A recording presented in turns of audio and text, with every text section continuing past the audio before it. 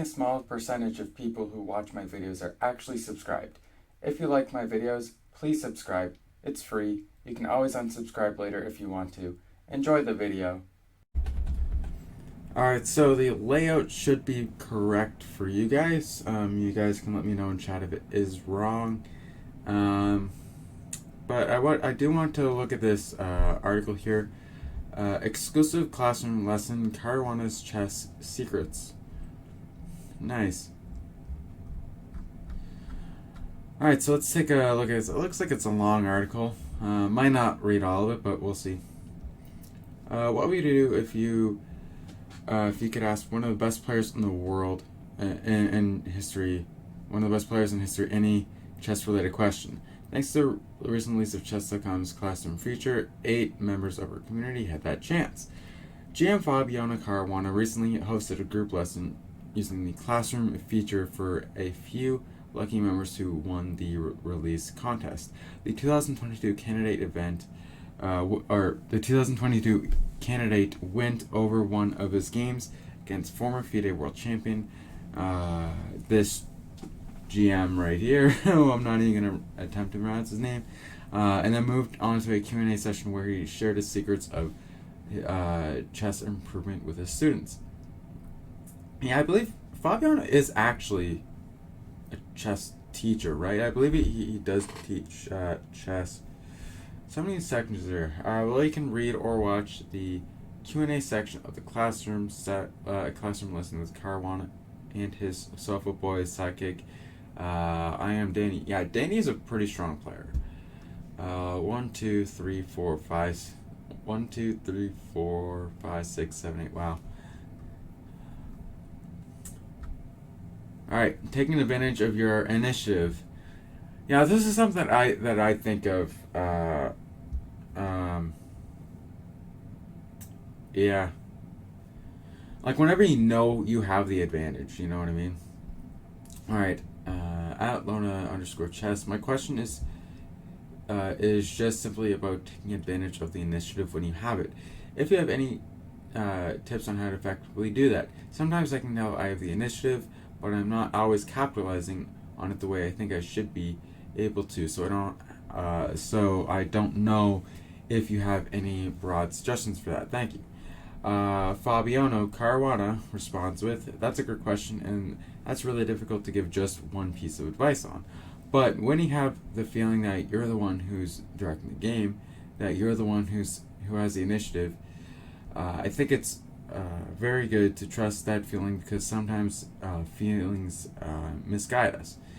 And it happens to everyone. I think it also happens to me. I feel like I'm the one who's directing the game, but in fact, I was never better, and I can even give you some examples of that. But I think it happens to everyone all the time.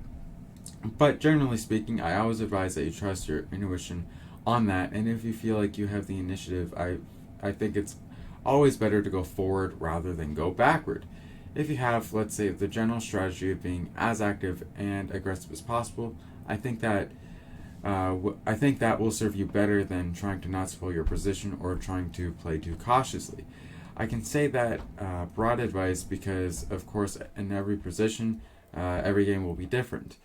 But as a general piece of advice, I would say that when you feel that you have the initiative, try to put pressure on your opponent and try to take advantage of what you think is the advantage. That you should use that. Yeah, that's definitely some decent advice, I think. Yeah, sometimes whenever I know that, whenever I feel like I'm the one who has the advantage or the initiative or whatever, I'm thinking, okay, I think I have the advantage, but and what sequence of moves should I do to try to fully take advantage of the fact that I believe that I'm currently have the better position. This picture was actually taken by Maria Emelianova. She actually co-hosted the second half of the first leg of the FIDE Grand Prix with who is that guy I'm thinking of? But yeah, anyway. Yeah, he's He's friends with Hikaru. Yeah, they hosted it on his Twitch channel, which is pretty cool.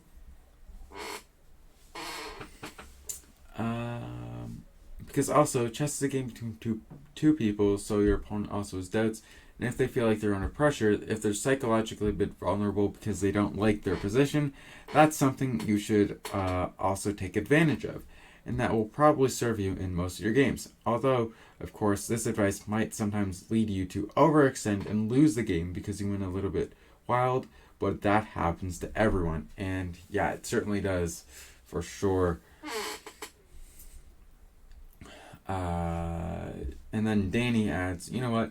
And I'll add to that, it's something that you should unpack because at different stages of your career, you might have different struggles. For example, Fabiano mentioned that sometimes you think you're better, then you actually dive into it and you find actually I was never better, and I was convinced the whole time that I was pressing.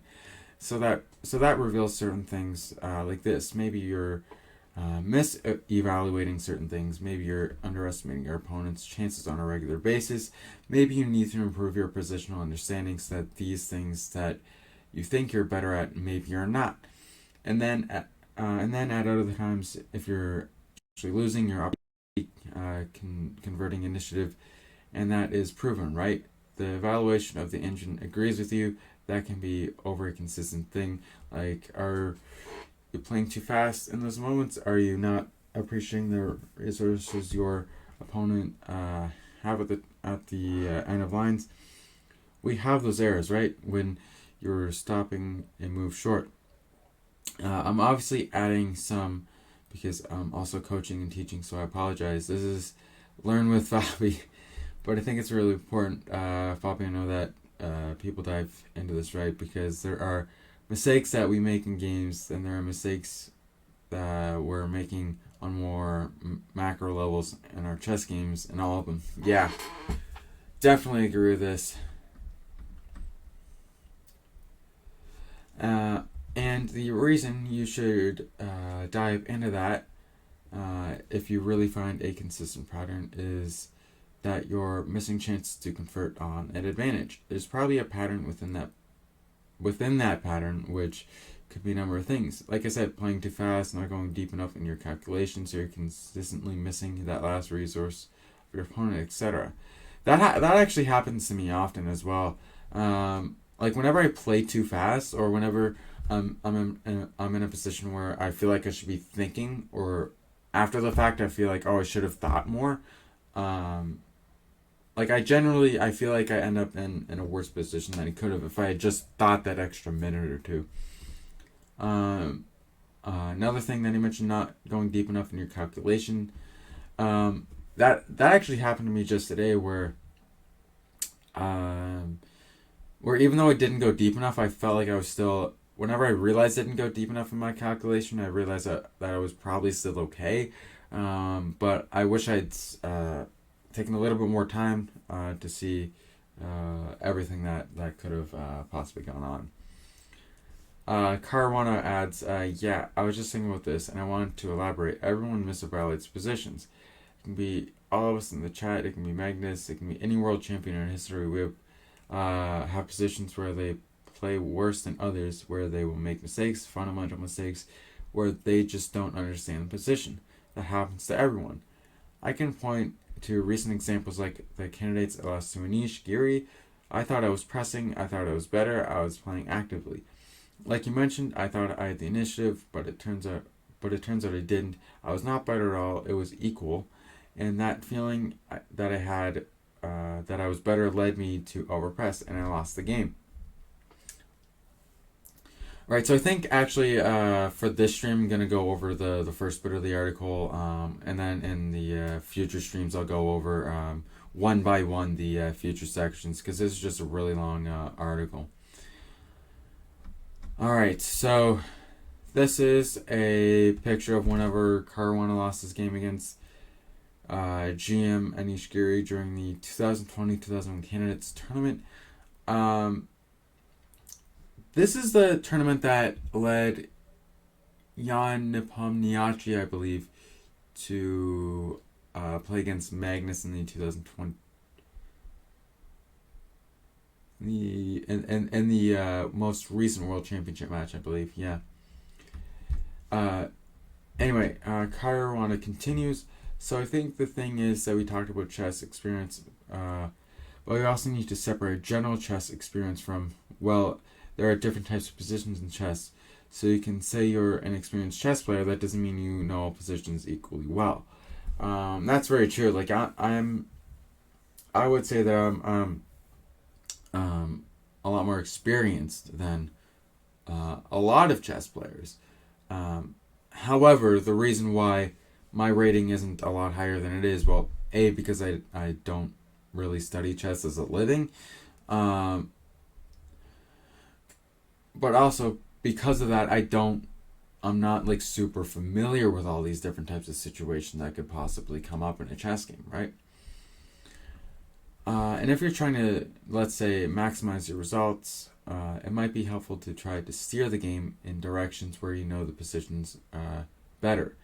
And I think people at the top try to do that. They try to make sure they don't go into unfamiliar situations where things might go out of control because they don't understand the position so well. But I think that also is something that can be used at any level. If you play opening systems where you have a lot of experience and you learn to play positions well, you might be at a higher level than maybe your general level is. You might be, let's say, at 2300 as an overall level, but in this position you're 2400 because you know the ideas, you know the themes, and you're comfortable, and you know what to look out for and things like that. I I'd say that's accurate. I know in the positions that I play most often, like I'm just really familiar with the ideas, what usually goes on in those sorts of positions.